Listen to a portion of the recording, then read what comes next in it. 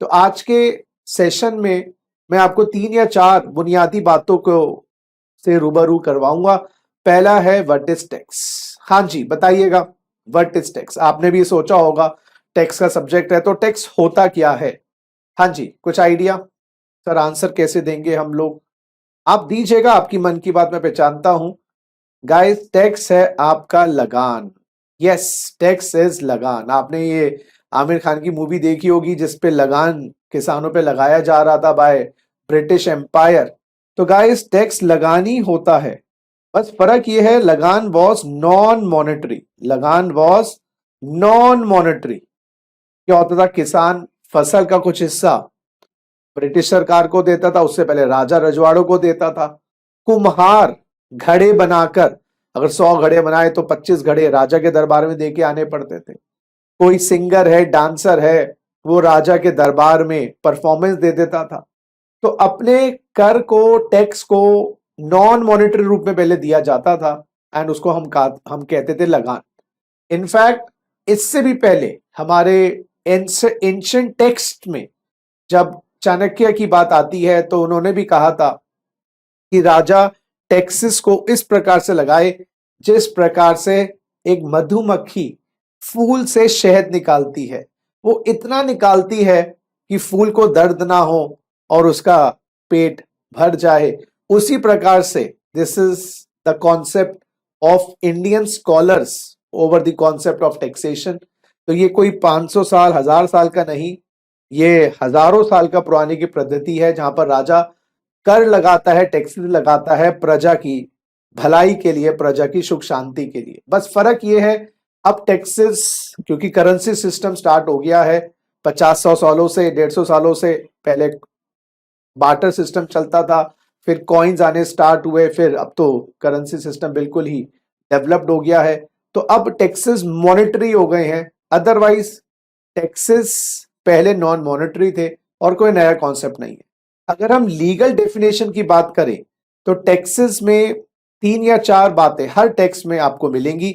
Tax is a compulsory charge levied by the government under any law. Compulsory बोले तो mandatory है, it is mandatory, it is not optional कि मन में आया तो दे दिया। अगर ऑप्शनल होता तो शायद ही कोई टैक्स देता।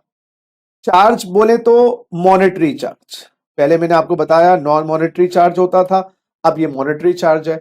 Levied by the government, it is imposed और लेवीड बाय द गवर्नमेंट। और गवर्नमेंट बोले तो या तो केंद्रीय सरकार या राज्य सरकार। सर ये बात कहां लिखी है? ये आर्टिकल 246 ऑफ द कॉन्स्टिट्यूशन में लिखी है कि टैक्सेस या तो सेंट्रल गवर्नमेंट लगाएगी या स्टेट गवर्नमेंट लगाएगी। ये आर्टिकल 246 में लिखी है क्योंकि लॉ बनाने की पावर उन्हीं को दी गई है। तो जो कानून ला सकती है वो उसी कानून के अंतर्गत टैक्स भी लगाया जा सकता है। तो इसीलिए लॉ होना चाहिए और law is written form, law is written rules and regulations. और हर लॉ के पीछे कोई ना कोई एक्ट होती है। जैसे हर सक्सेसफुल इंसान के पीछे, behind every successful man there is a woman, behind every law there is an act. तो कोई भी टैक्स के अंदर ये 3 या 4 बुनियादी बातें हमेशा ढूंढिएगा। कंपल्सरी होता है, ऑप्शनल हो गया तो सरकार के खजाने नहीं भरने वाले। मॉनेटरी चार्ज होता है यानी कि आपको करेंसी के रूप में देना है, या शिक्षक है उसको पढ़ा के नहीं आना, वो पढ़ाए, गरीब बच्चों को बिल्कुल पढ़ाए। हम भी अपने साइड से बहुत चीजें करते हैं, लेकिन सरकार को आपको नकद देना, सरकार अपने आप काम करेगी। आप सरकार का काम ना करें, सरकार को अपने काम को करने दीजिए। लेवीड बाय, लगाया जाता है बाय द सरकार, सरकार ही लगाएगी। गैर सरकारी संगठन या गैर सरकारी पर्सन भी टैक्स लगाते हैं, लाइक क्रिमिनल्स एंड ऑल, तो वो हफ्ता वसूली और वो सब होता है।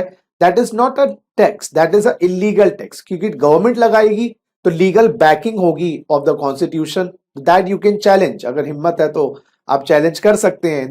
You can make a complaint if anybody charges you. कल मैं लगा दूं टैक्स बाय एसजी का tax, you can easily go to the court and you can easily go to the police to file a complaint. तो taxes government के होता है under any law. हाँ, अगर मोदी जी या केजरीवाल साहब भी कोई टैक्स लगाएंगे तो वो नहीं कि कल देश के नाम कोई भाषण में बोल दें कि कल से टैक्स लगेगा, ऐसा नहीं। उनको भी एक प्रोसेस से गुजरना पड़ेगा, प्रक्रिया जो है वो है। तो मेरा दोबारा मन में एक क्वेश्चन आया कि ये लॉ मेकिंग प्रोसेस की जो बात मैंने आपको करी है, ये लॉ मेकिंग प्रोसेस या तो केंद्र सरकार का होगा या स्टेट गवर्नमेंट का होगा। ये law making process, this law making process either will be of the state government or the central government. So this law making process will be either of the central government or the state government. तो central government का law making process क्या है? क्योंकि एक प्रक्रिया के रूप में उस एक्ट को, उस लॉ को गुजरना पड़ेगा, जब भी वो एक्ट बनेगी। तो लॉ बनाने के लिए एक्ट चाहिए, बिना एक्ट के वो लॉ नहीं हो सकता ना। तो एक्ट बनाने के लिए सबसे पहले सेंट्रल गवर्नमेंट क्या करेगी? बिल लेके आएगी। बिल क्या होता है? एक परफॉर्मा होता है, एक ड्राफ्ट होता है, जिसके अंदर सारा ए टू जी, किस पे लगाया जाएगा ये टैक्स, कितना लगाया जाएगा, कैसे लगाया जाएगा। बिल को लोकसभा में रखा जाता है डिस्कशन वोटिंग के लिए। कई कई बार आपने देखा वहां पर बहुत ज्यादा हीटेड डिबेट हो जाती है, कई बार बिल फाड़ भी दिए जाते हैं। लेकिन वही बात है, इंडिया डेमोक्रेसी है, तो इसमें हर चीज को हम पॉजिटिव एंगल से देखें, डिस्कशन हो सकती है, that's the best part. Lok Sabha में डिस्कशन और वोटिंग के बाद राज्यसभा में पहुंचता है। राज्यसभा में पास होने के बाद वो पहुंचता है हमारे माननीय प्रेसिडेंट के साथ, प्रेसिडेंट जी के पास, महामहिम के पास, और उनकी अप्रूवल होने के बाद वो बिल बन जाता है एक्ट। और उसको हम सेंट्रल एक्ट कहते हैं। क्यों? क्योंकि वो सेंट्रल गवर्नमेंट लेके आई है। और जो सेंट्रल एक्ट्स होते हैं वो होल ऑफ इंडिया में एप्लीकेबल हो जाते हैं। Central acts are applicable for whole of India. अच्छा, अब कानून की पावर क्या स्टेट गवर्नमेंट को भी दी हुई है? यस, कानून की पावर हमारी स्टेट गवर्नमेंट को दी हुई है। लेकिन स्टेट गवर्नमेंट का कानून कैसे बनेगा? अगेन स्टेट गवर्नमेंट भी बिल लेके आएगी। सर, बिल के बाद लोकसभा राज्यसभा में तो रख नहीं सकते, वो तो सेंट्रल गवर्नमेंट का कानून होता है। गाइस, वो रखेंगे विधानसभा में, जिसको बोलते हैं स्टेट लेजिस्लेचर। वहां से सर गवर्नर जी के पास पहुंचेगा, which is an appointee of the central government, governor ji, और उसको वो पास कर देंगे तो वो बन जाएगी act. And that is a state act which is applicable in the state. तो लॉ मेकिंग प्रोसेस केंद्र सरकार का, राज्य सरकार का सिमिलर ही है। बिल लाया जाएगा। अच्छा, लोकसभा राज्यसभा में आपको मिलेंगे मेंबर ऑफ पार्लियामेंट्स, एमपी, और स्टेट लेजिस्लेचर में मिलेंगे MLA, member of legislative assembly, सांसद और विधायक। जो डिस्कशंस होती हैं, और बिल गवर्नर साहब के पास पहुंचता है, और स्टेट के अंदर सेंटर में हमारे महामहिम प्रेसिडेंट के पास पहुंचता है। तो अगर हम दोबारा से रिवाइज करें, टैक्सेस कंपलसरी है, मैंडेटरी है, ऑप्शनल नहीं है, होते तो शायद कोई देता ही नहीं। मैंडेटरी है, चार्ज है, मॉनेटरी चार्ज है, नॉन मॉनेटरी नहीं है कि आपका मन किया चलो मैं गरीबों को खाना खिला दूं, खिलाना चाहिए। लेकिन सरकार टैक्स तो लेगी आपसे, वो आप पर्सनल लेवल पे करिए, लेकिन आपको टैक्स देना पड़ेगा। It is levied by the सरकार। राज्य सरकार के अंदर आर्टिकल 246 कहता है कि टैक्सेस या तो सेंट्रल गवर्नमेंट या स्टेट गवर्नमेंट लगाएगी अंडर एनी लॉ, किसी ना किसी कानून के अंतर्गत। तो अगर इनकम टैक्स लॉ के पीछे इनकम टैक्स एक्ट होगी, जीएसटी लॉ के पीछे जीएसटी एक्ट होगी, तो कोई ना कोई एक्ट होगी। और एक्ट को बनाने के लिए गाइस कोई ना कोई ये प्रक्रिया के थ्रू वो बिल पास हुआ होगा और एक्ट बनी होगी। एक्ट बनने के बाद वो लॉ फाइनल हो जाता है। लॉ बनते ही देश में या स्टेट में लागू हो जाता है। तो यह बात रही टैक्सेस की। तो अगर आपसे पूछा जाए क्या टैक्सेस मॉनेटरी है नॉन मॉनेटरी, आप बता सकते हैं। टैक्सेस सरकार लगाती है, गैर सरकारी संस्था लगाती है, आप बता सकते हैं। कानून के अंतर्गत या बगैर कानून के अंतर्गत, आप बता सकते हैं।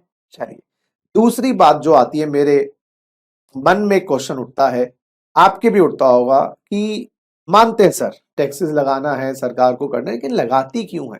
सब अपना अपना देख लें। टैक्सेस लगाने के पीछे बहुत ही अच्छा नोबल कॉज है, और कुछ मैं एग्जाम्पल के तौर पे आपको समझाऊंगा। टैक्सेस लगाने के पीछे सरकार की मंशा क्या है? पहली है जी, अगर आप दिल्ली में रहते हैं, मैं दिल्ली में रहता हूं तो मैं दिल्ली की बात करूंगा कि भाई दिल्ली में मेट्रो प्रोजेक्ट के कारण यातायात में बहुत ज्यादा सुविधा हो गई। हमें याद है हम अपने कॉलेज टाइम पे, वो भी क्या दिन थे, दिन तो वैसे ये भी अच्छे हैं, सारे दिन अच्छे होते हैं, लेकिन वो एक अलग दिन होते हैं जब आप एक एक अलग ही जोन में होते हैं। एनी हाउ, मैं अपनी बात नहीं कर रहा, आप लोगों की बात करने आया हूं। तो मेट्रो प्रोजेक्ट के कारण कितनी यातायात में सुविधा हो गई है। हमारे टाइम पे हम बसों में जाते थे, पेरेंट्स देते ही नहीं थे गाड़ी, बोलते नहीं पहले लाइफ सीखो। अब मेट्रो में क्या है, एसी चल रहा है आराम से, चाहे खड़ा भी रहना पड़ता है, जगह कहीं का नहीं मिलती, इजी कितना हो गया है। तो सरकार को पैसा चाहिए ना, साधन हमें ही दे रही है। और कितना चीप मोड ऑफ ट्रांसपोर्ट है। आई थिंक 30, 32, 35 रुपए की अगर मैक्सिमम, अगर वन वे टू एक स्टार्टिंग से एंड तक जाए तो कितना इजी हो जाता है। दूसरा देखिए, देश के अंदर फ्लाईओवर्स, बाईपास, हाईवेज कितने बन चुके हैं। आज के 20 सालों में अगर आप देखा जाए कितने स्पीड से बन रहे हैं। और अगर आपको अभी भी ट्रैफिक जैम मिलते हैं, सोचिए अगर ये नहीं होते। तो ये सब गवर्नमेंट बनाती है ना। चलिए तीसरा, अगर आप देखें शिक्षा, प्राइवेट स्कूलों की फीस कंपेयर करिएगा सेंट्रल स्कूल्स, केंद्रीय विद्यालय से या स्टेट गवर्नमेंट के स्कूलों से, आपको रात दिन का फर्क लगेगा। तो जो लोग अफोर्ड कर सकते हैं वो तो अपने बच्चों को प्राइवेट स्कूल में पढ़ा लेंगे, लेकिन जो लोग अफोर्ड नहीं कर सकते उनको क्वालिटी एजुकेशन गवर्नमेंट देती है सरकारी स्कूल्स के अंदर, और फीस बिल्कुल मतलब 1/10 से भी कम होती है। तो गवर्नमेंट को ना पूरे देश का ख्याल रखना है। गवर्नमेंट को खाली अमीर लोगों का ख्याल नहीं रखना, गरीब लोगों का भी सोचना है। अमीर लोग तो ऑब्वियसली अपने केयर रख लेंगे, बट गरीबों का क्या होगा। तो टैक्स नहीं लगाएंगे तो सरकार को पैसा कैसे मिलेगा। और ये एजुकेशन सिस्टम फिर, और एक राष्ट्र जब भी बढ़ता है जब उसके लोग जो होते हैं वो शिक्षित हो जाए। Education is the biggest tool to transform a country. Next, health care देखिए जरा दोस्तों, pulse polio program, immunization programs, और रिसेंटली आपका COVID vaccinations, all has been funded by the government. And government के पास अगर पैसा नहीं होगा तो, और ये वैक्सीन भी दे नॉट चीप, अब थोड़ी सी कम रेट होने स्टार्ट हुए हैं, 700, 800, 900 रुपए, but ever the prices are. तो again this affordability factor for a family of 4 people who are like near the poverty line कितना मुश्किल हो जाता। और 2-2 डोज है तो 8-9 हजार का तो खर्चा बैठ जाता लगभग। लेकिन गवर्नमेंट ने फ्री ऑफ कॉस्ट प्रोवाइड करी, central government and state government मिलकर। मैं तो बात समझिएगा। तो ये हेल्थ केयर सिस्टम है। हम क्रिटिसाइज तो बहुत करते हैं अपने देश को, लेकिन कभी हम एडवांटेजेस देखने लगे तो आपको बहुत अच्छा लगेगा, और लगेगा हमारा देश महान। उसके बाद डिफेंस देखिए जरा दोस्तों, हम कितने हॉस्टाइल नेबरहुड में रहते हैं। आम आए दिन आप अखबारों में पढ़ते हैं, फलाना ने यहां एंट्री कर ली, फलाना ने वहां कर दिया। और अगर हमारा डिफेंस अच्छा नहीं होगा तो जैसे सदियों भारत गुलाम रहा तो दोबारा से हो जाएगा। तो ये पैसा सरकार लगाती है हमारी आर्मी, नेवी, एयरफोर्स को मजबूत बनाने के लिए। आज हमारे सैनिक हैं जिनके कारण हम शांति से, अब मैं वीडियो भी बना रहा हूं, वीडियो देख भी रहे हो। अगर बॉर्डर पे हलचल हो जाए दोस्तों, रात को नींद नहीं आती। तो इसलिए सरकार को अपना टैक्स पक्का दीजिएगा, क्योंकि दोस्तों कमी निकालने लगेंगे ना तो हजारों कमियां निकलेंगी, और जब अच्छाइयां निकालेंगे तो लाखों मिलेंगी। चलिए, तो दोस्तों ये गवर्नमेंट को चाहिए रेवेन्यू। तो मैं अगर रीजंस फॉर लेविंग टैक्सेशन को थोड़ा सा एक ग्रुपिंग में डालूं तो रीजंस में, एक तो रीजन मैंने ये बताया आपको, रेवेन्यू चाहिए, सरकार को पैसा चाहिए, और revenue to run the country, to run the country, देश को चलाना है, देश को बढ़ाना है। और 21वीं शताब्दी दोस्तों हमारे देश की होगी। इस वक्त इंडिया के नेक्स्ट 10, 20, 30 ईयर्स बहुत ब्रिलियंट होने वाले हैं। सही टाइम पे तुम नलायको पढ़ाई कर रहे हो, और आगे 2-4 साल में तुम जब बन के निकलोगे, प्रोफेशनल बनोगे, फायदा तुम्हें मिलने वाला है, अपॉर्चुनिटीज बहुत आने वाली हैं। क्योंकि लोगों ने कोरोना के बाद देख लिया कि कौन सी डिपेंडेबल कंट्री और कौन सी डिपेंडेबल नहीं है। तो सरकार का हाथ स्ट्रांग करिए, सरकार का हाथ स्ट्रांग करेंगे, सरकार देश को स्ट्रांग करेगी। रेवेन्यू के बाद और भी रीजंस है levying for levying taxation. Sir वो तो बताइए, हमने तो कभी नहीं सोचा, कोई है सोच के बताइए। Repricing, repricing of goods and services, repricing of goods and services, goods और सर्विसेज की रीप्राइसिंग के लिए इंपॉर्टेंट है टैक्सेशन। सर एग्जांपल दीजिए। अरे दोस्तों, जैसे अभी आपने सुना होगा पेट्रोल के प्राइसेस गवर्नमेंट ने कट कर दिए, तो प्राइसेस कैसे कट किए? एक्साइज ड्यूटी, टैक्सेस कम कर दिए, तो प्राइस कम हो गया। प्राइस कम होने से लोगों की पॉकेट में ज्यादा पैसा बचेगा, लोग ज्यादा स्पेंड कर पाएंगे। तो गाइस, टैक्सेस कम करने से डिमांड बढ़ जाती है, प्राइस गिर जाता है, डिमांड बढ़ जाती है। टैक्सेस बढ़ा देते हैं, प्राइस बढ़ जाता है, डिमांड कम हो जाती है। गोल्ड पे ऐसा किया हुआ है, गवर्नमेंट टैक्सेस बढ़ाए थे 1-1.5 साल दो पहले, क्योंकि गोल्ड बहुत ज्यादा इंडिया में आ रहा था। उससे क्या होता है, गोल्ड महंगा हो जाता है, और गोल्ड फिर लोग इंपोर्ट नहीं करते, क्योंकि वो एक नॉन एसेंशियल आइटम है। तो एसेंशियल आइटम्स पे गवर्नमेंट टैक्सेस कम रखती है, जिनके कारण उनकी डिमांड बनी रहे, सेवन होता रहे। और non essential items like alcohol, tobacco, इस पे टैक्सेस बढ़ा देती है, सेवन कम रहे। तो सरकार तो कहीं ना कहीं जो ये सोशल इवल्स हैं वो, तो कहीं ना कहीं रीप्राइसिंग से डिमांड एंड सप्लाई भी इफेक्ट गवर्नमेंट करती है। और स्पेसिफिकली यहां पर जीएसटी टैक्सेस बड़े काम आते हैं, जीएसटी बहुत काम आता है। जीएसटी बढ़ा दिया जाए तो प्राइस बढ़ जाएगा, डिमांड कम हो जाएगी, वो चाहती है गवर्नमेंट कि उस पर डिमांड ज्यादा ना आए। जीएसटी घटा दिया जाए, डिमांड बढ़ जाएगी। तो manipulation of the prices will help to curb the demand and supply. So this is a very important tool in the hands of the government to to to change the prices. एक और reason मैं आपको बताऊंगा जो शायद आपने कभी सोचा ना हो, that is redistribution of wealth, redistribution of wealth. Taxes से सरकार वेल्थ की रीडिस्ट्रीब्यूशन करती है। Guys, reduces inequalities of income, reduces inequalities of income, कमाई की इनइक्वालिटीज कम होती है। क्या मतलब दोस्तों इसका? मैं आपको थोड़ा सा एग्जांपल देता हूं। एक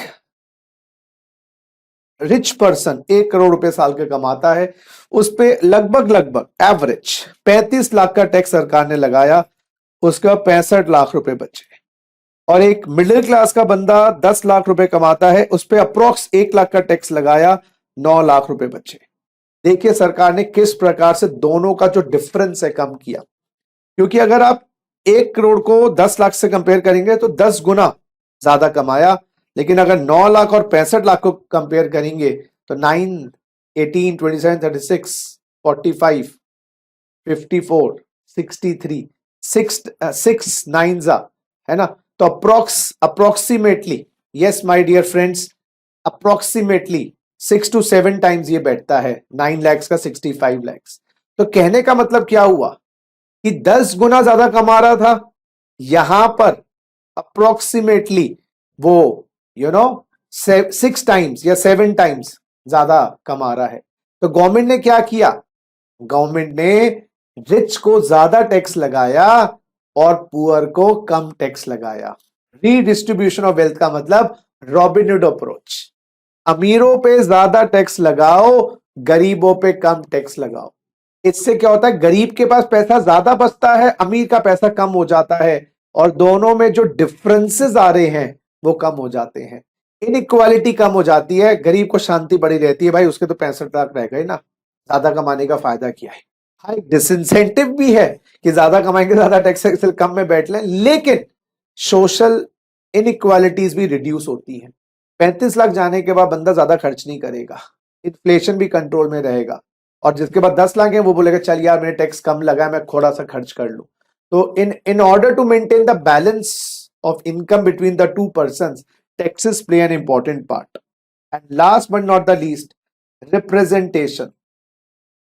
रिप्रेजेंटेशन, रिप्रेजेंटेशन का मतलब होता है से इन द गवर्नमेंट। रिप्रेजेंटेशन, बोलने का हक। टैक्सेस देते हैं ना, तो जवाबदेही भी सरकार की बनती है। आप पूछ सकते हो कि मेरे पैसे का क्या उपयोग कर रहे हो। आरटीआई भी इसी का एक पार्ट है। अदरवाइज अगर कुछ आप देते नहीं हो सरकार को तो सरकार पूछेगी किस हक से पूछ रहे हो। पेरेंट्स पॉकेट मनी देते हैं ना, कान भी खींच लेते हैं, बेटा पैसे का क्या किया बता। और पेरेंट्स अगर पॉकेट मनी देते ही नहीं है, खर्चा भी नहीं कर रहे आपका, तो वो क्या जवाबदेही आपसे लेंगे। कुछ दिया तो था ही नहीं आपको, तो खर्च क्या करोगे। तो guys this are also known as 4 R's of taxation. 4 R of taxation. Taxation के 4 रीजंस। फर्स्ट मैंने आपको बताया देश चलाने के लिए रेवेन्यू, रीप्राइसिंग डिमांड सप्लाई के लिए, रीडिस्ट्रीब्यूशन ऑफ वेल्थ गरीबी और अमीरी का डिफरेंस कम करना, और रिप्रेजेंटेशन मतलब आपको बोलने का हक मिलता है, उनकी जवाबदेही बनती है, आपका बोलने का हक बनता है। आइए नेक्स्ट आता है what are the various types of taxes in India. Hindustan में कौन से प्रमुख टैक्सेस हैं, इनको मैं बोलता हूं बिग 4 इनको मैं बोलता हूं बिग 4 टैक्सेस। हिंदुस्तान के बिग 4 टैक्सेस या बिग 3 कह लीजिए, वट एवर इट इज। आइए जरा चलो देखते हैं what are the various types of taxes in India. पहला है जी सप्लाई ऑफ गुड्स।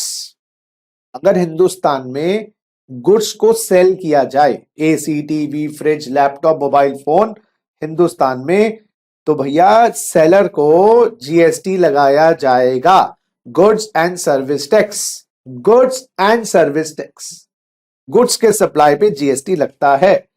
अगर मैं आपसे पूछूं सर्विसेज पे कौन सा टैक्स लगता है, जिम वाले जब मंथली पेमेंट लेंगे आपसे, या सैलून वाला हेयर कट की पेमेंट लेगा, या बैंक है, इंश्योरेंस कंपनी है, चार्टर्ड अकाउंटेंट है, कंपनी सेक्रेटरी है, कॉस्ट मैनेजमेंट अकाउंटेंट का अपना ऑफिस है, या आर्किटेक्ट है, उस टाइप के जब सर्विसेज दी जाती हैं तो कौन सा टैक्स लगाएंगे उस केस में वो आर्किटेक्ट, सीए, सीएस या बैंक या जिम ओनर, वो टैक्स लगाएंगे जीएसटी। तो goods and services tax, goods की सप्लाई पर भी, गुड्स की बिक्री पर भी, और सर्विसेज की बिक्री पर भी जीएसटी लगता है। तो ये तीसरा tax import of goods. Hindustan में गुड्स आए, इनफैक्ट हिंदुस्तान से गुड्स जाए भी, इस पे जो टैक्स लगाया जाता है वो है जी custom duty. A custom duty is the tax on import और export of goods. When goods come into India और goods go out of India, the importer or the exporter is liable to pay custom duty. And my dear friends, on income, which tax you need to pay? That is income tax. When you earn income from rent, from FD, interest or dividend or job, or sale of land, building, shares, etc. whatever कमाई आपकी होती है उस पे जो tax होता है वो होता है इनकम टैक्स। तो ये बिग 3 टैक्सेस है हिंदुस्तान के, जीएसटी, कस्टम्स और इनकम टैक्स। इस पे प्राइमरीली गवर्नमेंट को बहुत अच्छा रेवेन्यू मिलता है। नाउ नेक्स्ट क्वेश्चन जो आया है मेरे मन में, who levies income tax, yes, GST and custom duty.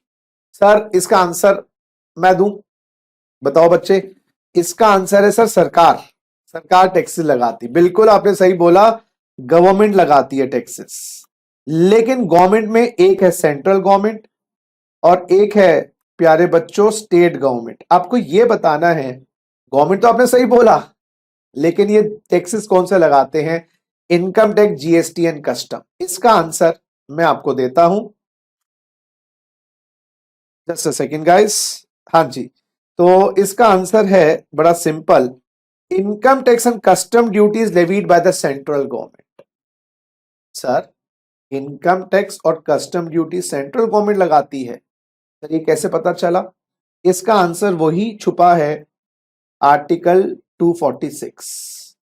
Article 246 में टैक्सेस या लॉ बनाने की पावर किसको दी गई थी? केंद्र सरकार को। दिल्ली की बात करें तो राज्य सरकार है वो, केजरीवाल जी के अंडर में, और सेंट्रल गवर्नमेंट की बात करें तो मोदी जी के पास पावर है। तो केंद्रीय सरकार मोदी जी की सरकार, राज्य सरकार दिल्ली की बात करें तो केजरीवाल जी की सरकार। आर्टिकल 246 में दोनों सरकारों को, राज्य सरकार और केंद्र सरकार को पावर दी है। इसके शेड्यूल 7 में तीन लिस्ट है, union list, state list, concurrent list. Sir जैसे घर में काम करने की पावर या तो पिताजी के पास या माताजी के पास, या कुछ काम ऐसे होते हैं जो माताजी पिताजी मिलकर करते, तो जो आइटम्स टॉपिक्स मेंशन है यूनियन लिस्ट में, उसमें सेंट्रल गवर्नमेंट कानून लेके आएगी। जो आइटम या टॉपिक स्टेट लिस्ट में मेंशन्ड है उस पे स्टेट गवर्नमेंट कानून बनाएगी, और जो आइटम्स कॉन्करेंट लिस्ट में है उस पे central government plus state government law लेके आ सकती है। तो स्वाभाविक है इनकम टैक्स जब सेंट्रल गवर्नमेंट लगाती है तो इनकम टैक्स यूनियन लिस्ट का आइटम है। क्यों? क्योंकि सेंट्रल गवर्नमेंट का कानून है इनकम टैक्स एक्ट। तो और ये है एंट्री नंबर 82। एंट्री नंबर 82 के माध्यम से केंद्र सरकार इनकम टैक्स एक्ट पास कर पाई। सर कस्टम ड्यूटी की एंट्री है, कस्टम ड्यूटी की एंट्री है एंट्री नंबर 83। ये आप एंट्री कह लीजिए, सीरियल नंबर कह लीजिए। मैं तो आपको बोलूंगा कॉन्स्टिट्यूशन की soft copy over the internet या कोई ऐप के थ्रू डाउनलोड करिए, उसमें आर्टिकल 246 ओपन करिए, शेड्यूल 7 ओपन करिए, उसमें यूनियन लिस्ट में केंद्रीय सरकार की आप पढ़ेंगे एंट्री नंबर 82, जहां पर इनकम टैक्स लगाने की पावर सेंट्रल गवर्नमेंट को दी है। और एंट्री नंबर 83 में एक्सपोर्ट ड्यूटीज और इंपोर्ट ड्यूटीज की पावर दी है। सर स्टेट को कोई टैक्स लगाने की पावर नहीं दी, स्टेट को भी बहुत सारे टैक्स लगाने की पावर दी है। इनफैक्ट मैं स्टेट की बात करूं तो आपने, अभी मैं इस पे डिस्कशन इसलिए ज्यादा नहीं कर रहा क्योंकि this is today your first lecture.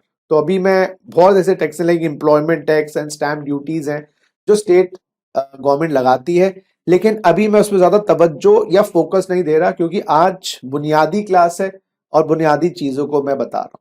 तो दोबारा से रिपीट करिएगा, इनकम टैक्स और कस्टम ड्यूटी केंद्र सरकार लगाती है। यस, क्योंकि वो यूनियन लिस्ट में कॉन्स्टिट्यूशन मेकर्स ने पावर केंद्र सरकार को दी है। अगर स्टेट गवर्नमेंट को देते तो स्टेट गवर्नमेंट लगाती। लेकिन जीएसटी क्या होती है, ये बहुत सेंट्रल और तो स्टेट गवर्नमेंट लगाती है। तो सर ये तो कॉन्करेंट लिस्ट का आइटम हुआ फिर तो, क्योंकि इसमें आपने कहा जीएसटी मिलजुल कर लगाते हैं, जिंदगी मिलकर बिताएंगे, तो ये वही वाली बात है। नहीं दोस्तों, जीएसटी में गवर्नमेंट ने क्या किया, एक नया आर्टिकल डाला कॉन्स्टिट्यूशन को अमेंड करके, आर्टिकल 246A, और इसमें कहा गया क्योंकि अभी तक हिंदुस्तान में जितने भी टैक्सेस लगते थे वो आर्टिकल 246 से लगते थे, यानी कि या तो केंद्र सरकार का टॉपिक है या राज्य सरकार का, या मिलजुल कर लगाते थे किसी मुद्दों पर।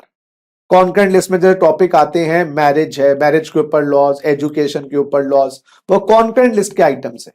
टैक्सेस लगाने की पावर कभी कॉन्करेंट लिस्ट में नहीं थी, तो गवर्नमेंट के पास एक ऑप्शन थी, या तो कॉन्करेंट लिस्ट में जीएसटी की पावर लगाते, क्योंकि हिंदुस्तान का जो जीएसटी है वो दोनों सरकारें मिलकर लगाती। कभी आप मैकडॉनल्ड्स में बर्गर खाने जाएं, 100 रुपए का बिल आएगा, 5% जीएसटी लगेगा, 105 रुपए का बिल बनेगा, उस 5% में आप देखेंगे 2.5% सेंट्रल गवर्नमेंट का जीएसटी होगा और 2.5% आपका स्टेट गवर्नमेंट का जीएसटी होगा। वो हाफ हाफ लगता है क्योंकि इंडिया का जो जीएसटी है गाइस वो डुअल जीएसटी। वैसे जीएसटी के भी आपको जब आप लेक्चर्स लेंगे उसकी फर्स्ट क्लास में जीएसटी के बारे में मैं डिस्कशन करूंगा, लेकिन आप जीएसटी का नाम आया है तो मेरा फर्ज है कि आपको एक एक चीज बताऊं। तो जीएसटी डुअल जीएसटी है, दोनों सरकारें लगाती हैं। तो सरकार या तो कॉन्करेंट लिस्ट में डालती, लेकिन एक इतना बड़ा टैक्स है, खाली कॉन्करेंट लिस्ट लगाने से बेटर ये है कि एक्स्ट्रा रूम बनाए घर में या एक नया घर ले लें, क्योंकि हमें बहुत लोगों को उसमें ठहराना है। तो गवर्नमेंट ने कॉन्स्टिट्यूशन ही बदल डाला, उसमें आर्टिकल 246 में लिख दिया कि जीएसटी का जो टैक्स है वो दोनों सरकारें, सेंट्रल गवर्नमेंट और स्टेट गवर्नमेंट मिलकर लगाएंगी।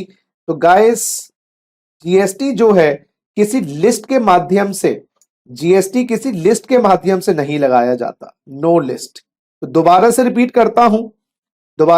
करता हूं मैं आपके लिए कि अगर अदर टैक्सेस की जीएसटी की बात करें और अदर टैक्सेस की बात करें, जीएसटी लगाया जाता है आर्टिकल 246A, वेराज अदर टैक्सेस लगाए जाते हैं इनकम टैक्स और कस्टम और 246। जीएसटी के लिए कोई लिस्ट नहीं है, लेकिन बाकी टैक्सेस के लिए लिस्ट के माध्यम से लगाए जाते हैं। ये central government plus state government लगाती है, लेकिन दूसरे टैक्सेस जीएसटी के अलावा like income tax, custom duties, या तो वो सेंट्रल गवर्नमेंट के पाले के अंदर है या वो स्टेट गवर्नमेंट के पाले के अंतर्गत है। आज के लिए इतनी ही नॉलेज पर्याप्त है। जब हम इन डेप्थ एनालिसिस करेंगे, जब आगे आगे देखिए होता है क्या। आज की क्लास तो बस इसलिए बताने के लिए है कि my approach to taxation is different from other teachers because I put more emphasis और understanding rather than cramming. So ये डिफरेंस है, बुनियादी डिफरेंस है, आप इसको याद रखिएगा। नेक्स्ट जो क्वेश्चन मेरे मन में आता है कभी कभी कि भाई एक सेकेंड, जो क्वेश्चन ये आता है, what are the two categories of taxes. Taxes के दो कैटेगरीज क्या हैं? जैसे इनकम टैक्स हमने अभी पढ़ा, जीएसटी हमने अभी बात करी, या हमने कस्टम की बात करी। इनको दो कैटेगरीज में डिवाइड किया जा सकता है। समझ रहे मेरी बात? ये दो कैटेगरीज क्या हैं पहले मैं बता दूं, शायद आपको पता भी हो। इनडायरेक्ट टैक्स और डायरेक्ट टैक्स। इनडायरेक्ट टैक्स में हम सिंपल से बोले तो करनी, थोड़ी हिंदी मेरी लिखने में थोड़ी सी गड़बड़ हो जाए तो प्लीज क्षमा कर दीजिएगा। करनी किसी और की, भरनी किसी और की, भरनी किसी और की।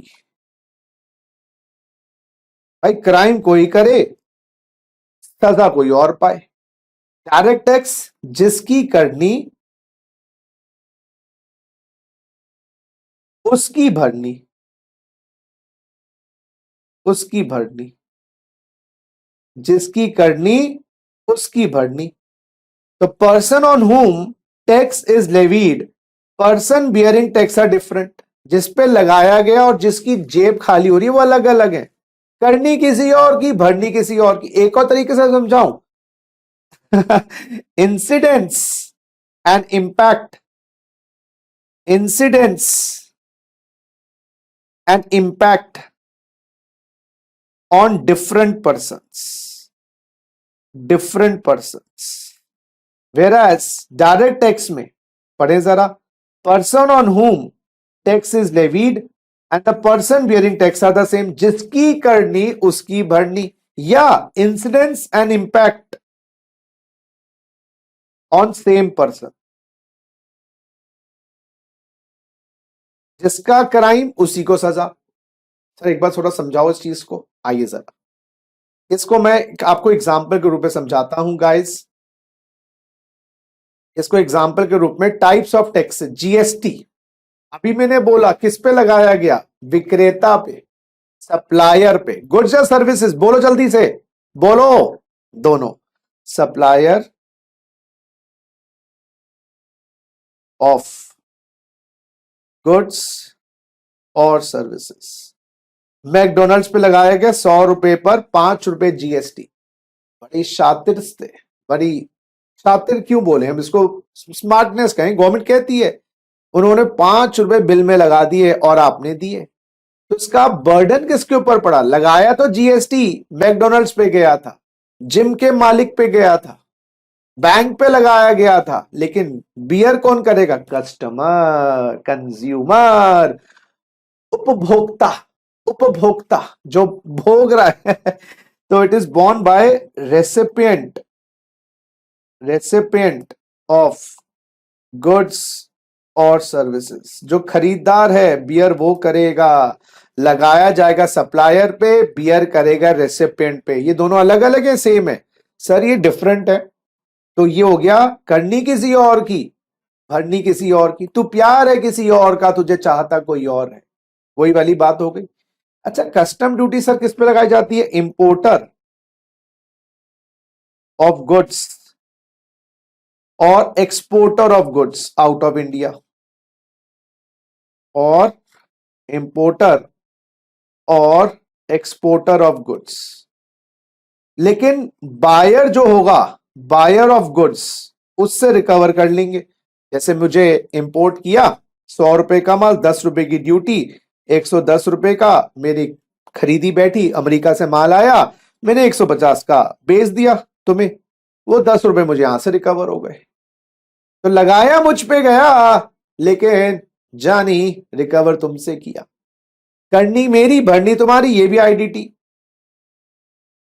अच्छा, तो burden can be shifted, IDT का क्लासिक कॉन्सेप्ट है, बर्डन शिफ्ट हो जाता है, बर्डन शिफ्ट हो जाता। कंप्लायंस तुम्हारे ऊपर है, जमा करवाने की रिस्पॉन्सिबिलिटी है बीडू तुम्हारे ऊपर, रिटर्न भरने की रिस्पॉन्सिबिलिटी है भैया, लेकिन फाइनेंशियल रिस्पॉन्सिबिलिटी टैक्स की तो बायर पे।